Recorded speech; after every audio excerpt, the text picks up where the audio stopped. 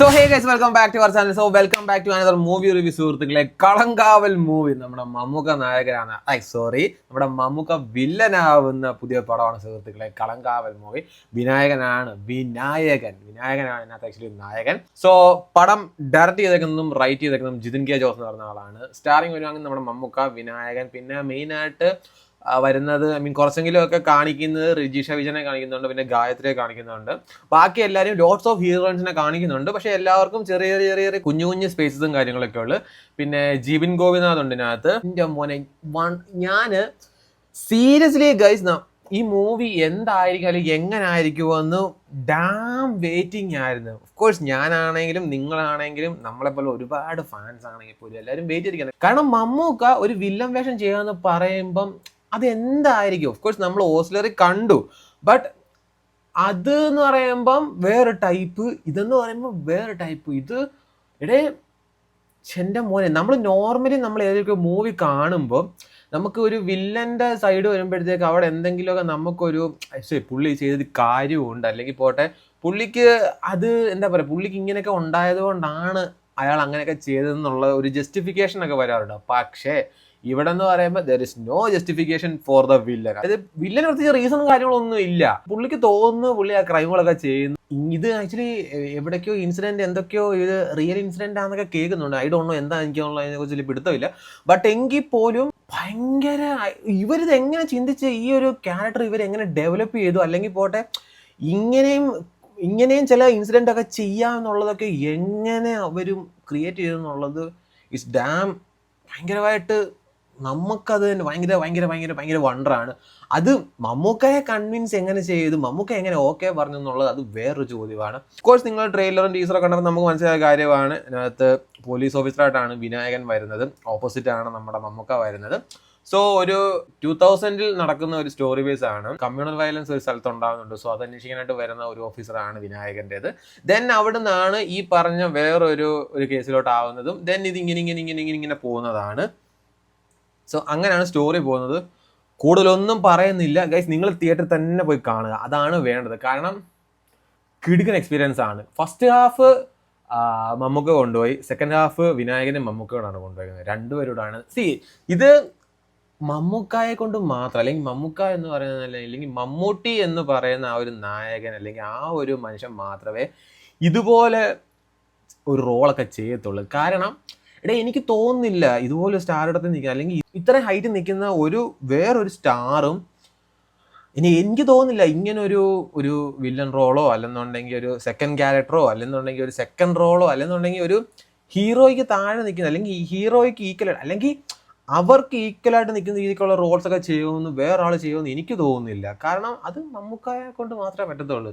മമ്മൂക്കയുടെ റീസെൻ്റ്ലി വന്നുകൊണ്ടിരിക്കുന്നതും അല്ലെങ്കിൽ വരാൻ പോകുന്നതൊക്കെ എന്ന് പറയുമ്പോൾ അത് ഒരു രക്ഷയില്ലാത്ത പടങ്ങളൊക്കെയാണ്. നമ്മൾ തന്നെ ഇങ്ങനെ വായുമ്പോളം ഇരുന്ന് പോകുന്ന രീതിയിലുള്ള പടങ്ങളൊക്കെ ഇപ്പം ഇതുവരെ എല്ലാം വന്നത്.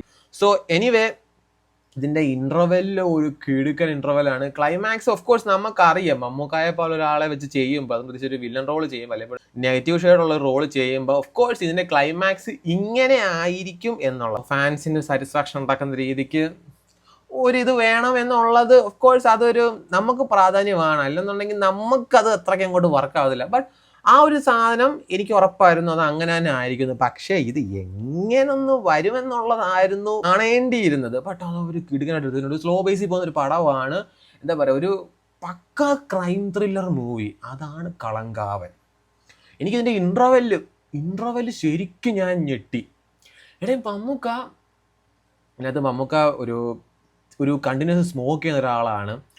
പുള്ളി സ്മോക്ക് ചെയ്യുന്ന രീതിയും ആയിക്കോട്ടെ, പുള്ളി ഇതിനകത്ത് ഈ സിഗരറ്റ് വായിൽ വെച്ചിട്ട് ചില സീൻസിലൊക്കെ പുള്ളിക്കാരൻ ആ സിഗരറ്റ് കംപ്ലീറ്റ്ലി ഇങ്ങനെ ചൂ ചെയ്യുന്നതിൻ്റെ വായിലിട്ട് ഇങ്ങനെ ചൂ ചെയ്തിട്ട് തുപ്പിക്കളയുന്നതിൻ്റെ ഒക്കെ കുറേ ഷോട്ടുണ്ട്. ഭയങ്കര ബ്രൂട്ടലായിട്ടുള്ള ഒരു വില്ലൻ. അതാണ് വിനായകൻ്റെ പെർഫോമൻസ്. ഒരു രക്ഷയില്ല പോലെ കിടുകൻ.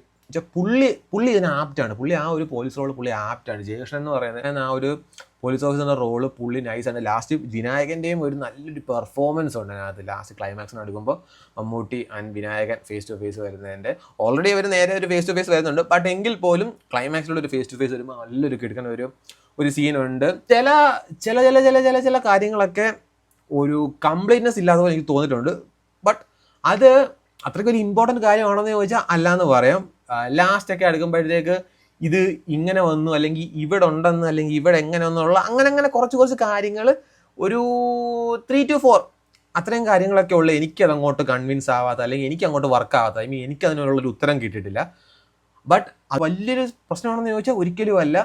ഭയങ്കരമായിട്ട് എൻജോയ് ചെയ്ത് കണ്ട് മമ്മൂക്കയുടെ ആ ഒരു ഇൻട്രോ സീൻ മുതൽ വിനായകൻ വരുന്ന ഇൻട്രോ സീൻ ആണെങ്കിലും രണ്ടുപേരോടുള്ള ഫേസ് ടു ഫേസ് സീൻ ആണെങ്കിലും എല്ലാം വിസിലടിച്ച് തിയേറ്റർ കംപ്ലീറ്റ് ഓൺ ആയിരുന്നു. പിന്നെ അതുപോലെ ഇതിനകത്ത് എടുത്തു പറയേണ്ട ഒരു കാര്യം, ഇതിന്റെ മ്യൂസിക് മുജീബ് മജീദാണ് ചെയ്തേക്കുന്നത്. മാൻ ഭയങ്കര കിടുക്കൻ മ്യൂസിക് വർക്കാണ്. കാരണം ഇതിന്റെ ചില ബാക്ക്ഗ്രൗണ്ട് സ്കോറും കാര്യങ്ങളൊക്കെ ഒരു രക്ഷയില്ല, കിടുക്കനാണ്. കാരണം ആ ഒരു ആംബിയൻസ് കുറച്ചും കൂടെ എലിവേറ്റ് ചെയ്യുന്നത് ഈ ഒരു ബാക്ക്ഗ്രൗണ്ട് സ്കോറാണ്. ഭയങ്കരമായിട്ട് വരുന്നുണ്ട്. പിന്നെ ചില ഫ്രെയിംസ് ആയിക്കോട്ടെ, ഇതിന്റെ സിനിമാറ്റോഗ്രാഫി ചെയ്തേക്കുന്നത് ഫൈസൽ അലിയാണ്. കിടുക്കൻ വർക്കും കാര്യങ്ങളൊക്കെയാണ്. സോ ഇതാണ് എനിക്ക് കളങ്കാവൽ എന്ന് പറയുന്ന മൂവിയെ കുറിച്ച് പറയാനുള്ളത്. നിങ്ങൾ ഒന്നും നോക്കണ്ട, ഡയറക്റ്റ് തിയേറ്ററിലോട്ട് വിട്ടോ. Must watch movie in theatre ആണ്. ഒരുപാട് സംഭവങ്ങൾ നിങ്ങൾ പ്രതീക്ഷിക്കേണ്ട.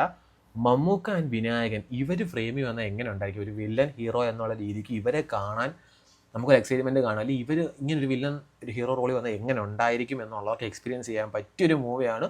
വിട്ടോ, ഒന്നും നോക്കണ്ട. പടം 100 കോടി അടിക്കുമോ, 50 കോടി അടിക്കുമോ, 70 കോടി അടിക്കുമോ, 150 കോടി അടിക്കുക, വി ഡോണ്ട് കെയർ. നമുക്കതൊന്നും നോക്കേണ്ട കാര്യമില്ല.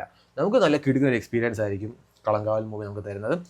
സോ യെസ് ഗൈസ്, അപ്പോൾ അതാണ് കളങ്കാവൽ മൂവിയെ കുറിച്ച് എനിക്ക് പറയാനുള്ളത്. ഒന്നും നോക്കണ്ട, തിയേറ്ററിലേക്ക് വിട്ടോ. അപ്പോൾ അത്രേ ഉള്ളൂ ഗൈസ്. Tata, bye bye.